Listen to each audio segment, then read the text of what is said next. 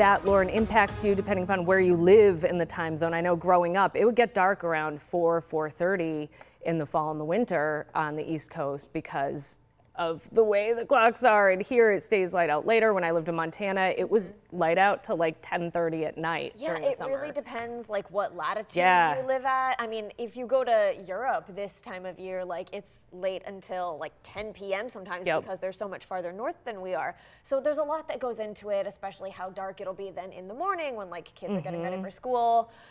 There's a lot of discourse about it. It's a big debate, yeah.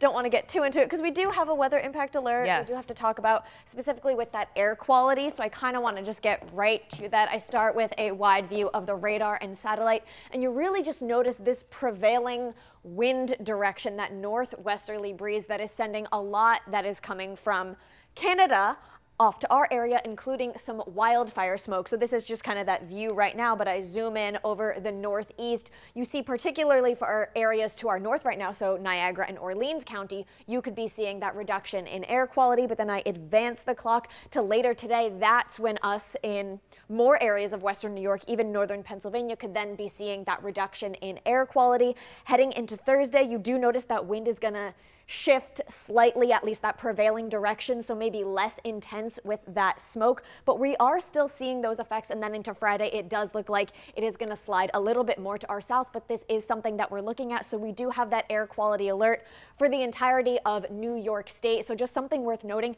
it's typically the states that issue the air quality alerts, and then the National Weather Service lets us know about that.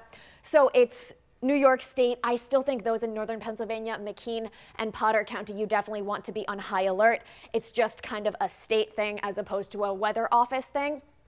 But that is for that elevated concern with respect to air quality. So we do have that weather impact alert at least through today. I would not be surprised if we extended it into tomorrow because of that elevated air quality concern for the wildfire smoke. So right now, currently, our air quality index is at a 57. So that's moderate. That's not as much of a concern, but the forecast is for around 195. So that is unhealthy, not just for sensitive groups, but for anyone who spends an extended amount of time outside, particularly if you're engaging in any kind of strenuous activity. So definitely something you want to be aware of. And that's what's creating that hazy view in our sky. Now, speaking just quickly with temperatures, today is going to be another warm one, but that humidity is going to be heading down. We stay dry, and then those showers and storms are returning for the weekend. That is a look at your forecast. We'll be back with more midday news after this.